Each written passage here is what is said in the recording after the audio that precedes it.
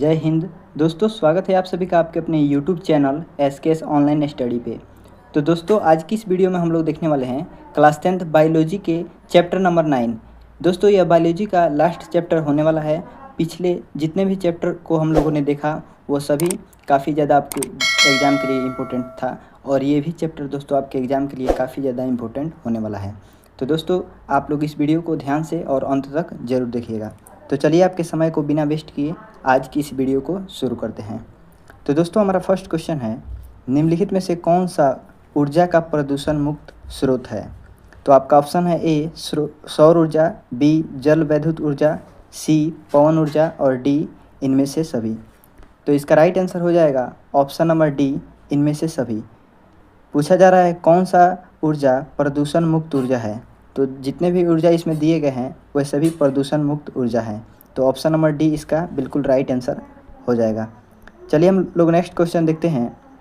Question number 2 है, कचरे का प्रबंधन निम्नलिखित में से किसके द्वारा हो सकता है? तो दोस्तों, कचरे का प्रबंधन जो है शहर से बाहर जला देना, उसके बाद गड्ढों को भरने में उपयोग करना, उसके बाद कुछ कचरे का पुनः चक्रण करना, इन सभी विधियों द्वारा कचरे का प्रबंधन किया जा सकता है। तो दोस्तों, इसका राइट आंसर हो जाएगा हमारा option number D. Option number D इसका बिल्कुल करेक्ट आंसर हो जाएगा। और दोस्तों, जहाँ से आप लोग कमेंट करते हैं वहाँ से आप राइट स्क्रॉल कीजिएगा तो आपको एक हाइप का बटन दिखेगा। आप लोग इस वीडियो को हाइप ज़रूर कर दीजिएगा।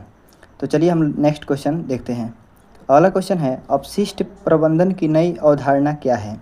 तो दोस्तों, अपशिष्ट प्रबंधन की नई अवधारणा जो है वह हमारा पुनः उपयोग, पुनः चक्रण और कमी तीनों है। तो इसलिए इसका राइट आंसर भी हो जाएगा हमारा ऑप्शन नंबर डी। दोस्तों, आप सभी देख सकते हैं यह क्वेश्चन जो है आपके बोर्ड एग्जाम 2025 में पूछा गया है। सभी क्वेश्चन देख सकते हैं आप लोग, बोर्ड एग्जाम 2025 का पूछा हुआ क्वेश्चन है। तो काफ़ी ज़्यादा इंपॉर्टेंट है आपके लिए, इसलिए ध्यान से ज़रूर देखिएगा। और दोस्तों, यदि आप लोगों ने इस चैनल को सब्सक्राइब नहीं किया है तो प्लीज़ इसे सब्सक्राइब भी अवश्य कर लीजिएगा, ताकि जब भी हम इम्पोर्टेंट क्लास की वीडियो डालें सबसे पहले आपके पास नोटिफिकेशन चला जाए। तो दोस्तों, हमारा नेक्स्ट क्वेश्चन है, निम्नलिखित में से वनों पर आधारित उद्योग कौन है?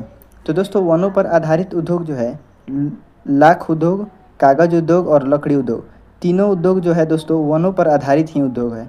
तो इसलिए इसका भी राइट आंसर हो जाएगा हमारा ऑप्शन नंबर डी, तीनों उद्योग वनों पर आधारित उद्योग है।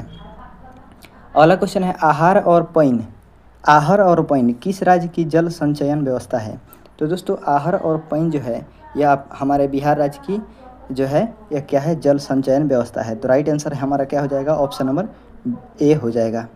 नेक्स्ट क्वेश्चन है दोस्तों, निम्नलिखित में से कौन जल संचयन की प्राचीन विधि नहीं है?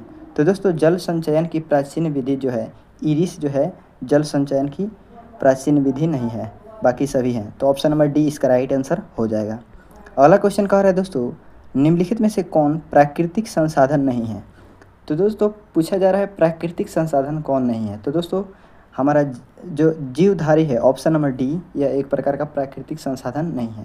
तो राइट आंसर क्या हो जाएगा, ऑप्शन नंबर डी हो जाएगा। अगला क्वेश्चन है दोस्तों, यूरो 2 का संबंध किससे है?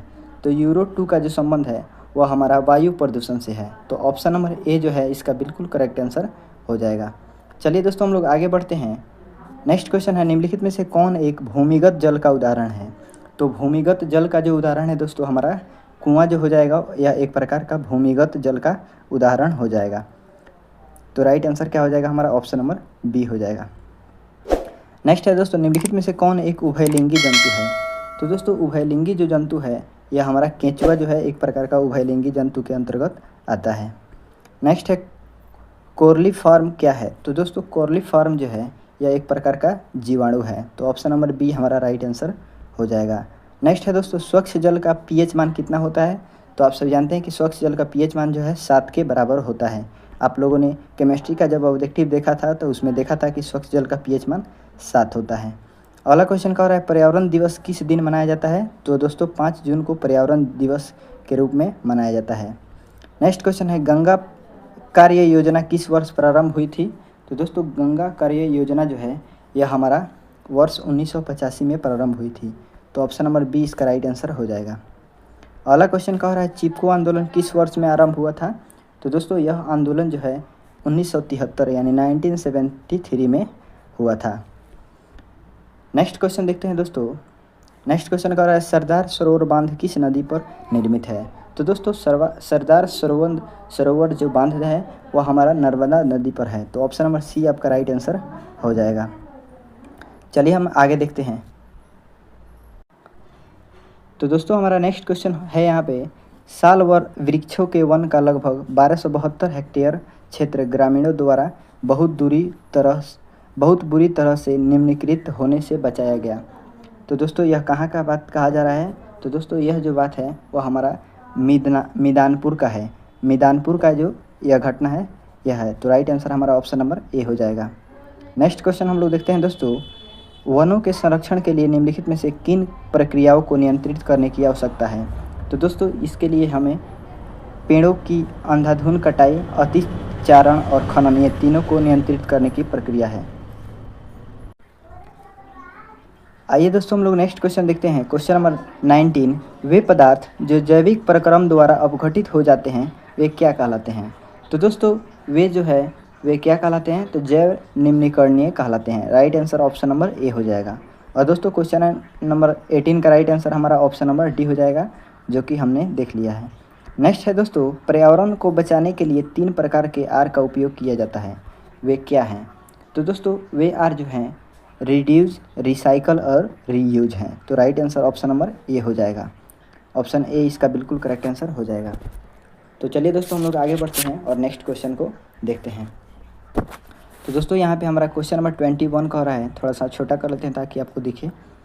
जैव विविधता के विशिष्ट स्थल क्या होते हैं। तो दोस्तों क्या कहलाते हैं। तो जैव विविधता के विशिष्ट स्थल जो हैं ये क्या कहलाते हैं। तो दोस्तों ये वन कहलाते हैं। Right answer option number B हो जाएगा।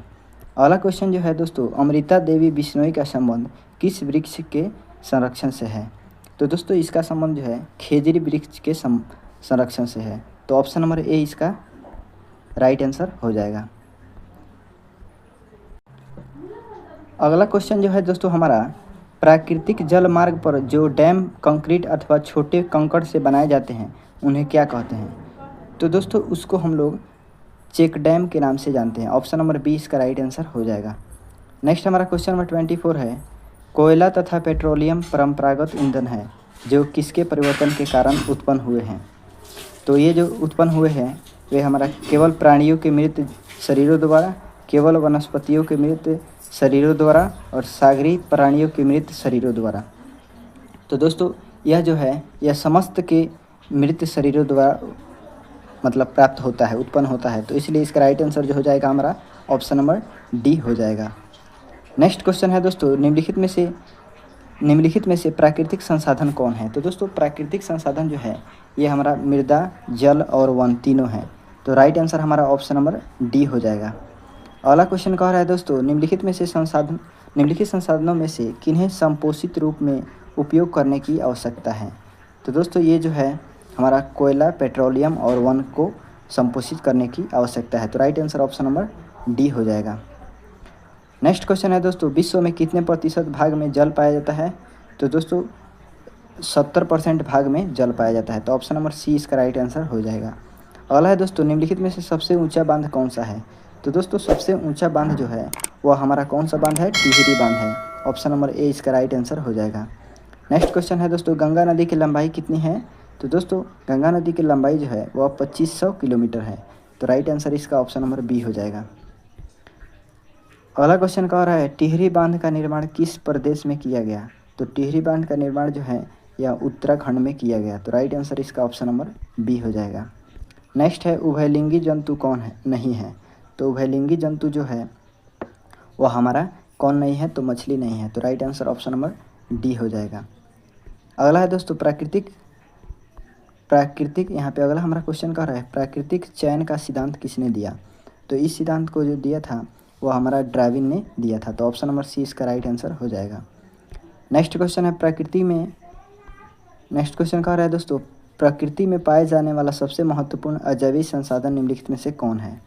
तो दोस्तों ये जो है ये हमारा जल जो है सबसे महत्वपूर्ण अजैविक संसाधन है। तो ऑप्शन नंबर ए इसका राइट आंसर हो जाएगा।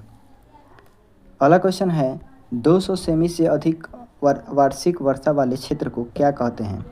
तो दोस्तों इसको जो है इसको हम लोग नम क्षेत्र के नाम से जानते हैं। ऑप्शन नंबर ए इसका राइट आंसर हो जाएगा।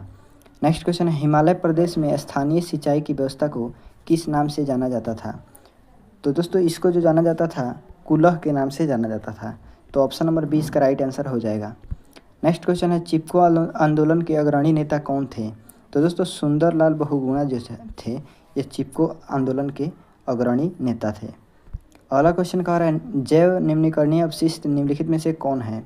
तो दोस्तों ये जो है ये हमारा मल मूत्र, वहित मल और पेड़ पौधे के शरीर तीनों हैं। तो राइट आंसर हमारा ऑप्शन नंबर डी हो जाएगा। अगला क्वेश्चन कह रहा है, जैव निम्नीकरणीय अपशिष्ट निम्नलिखित में से कौन कौन है? तो दोस्तों ये जो है सीसा, आर्सेनिक, रेडियोधर्मी पदार्थ ये तीनों हैं। तो ऑप्शन नंबर डी इसका भी राइट आंसर हो जाएगा। अगला क्वेश्चन कह रहा है, जल दिवस कब मनाया जाता है? तो दोस्तों जल दिवस जो है यह 22 मार्च को मनाया जाता है। तो ऑप्शन नंबर बी इसका राइट आंसर हो जाएगा। नेक्स्ट क्वेश्चन है, कोलीफॉर्म मनुष्य के शरीर में कहाँ पाया जाता है? तो ये जो है दोस्तों आंत में पाया जाता है। तो ऑप्शन नंबर ए इसका राइट आंसर हो जाएगा।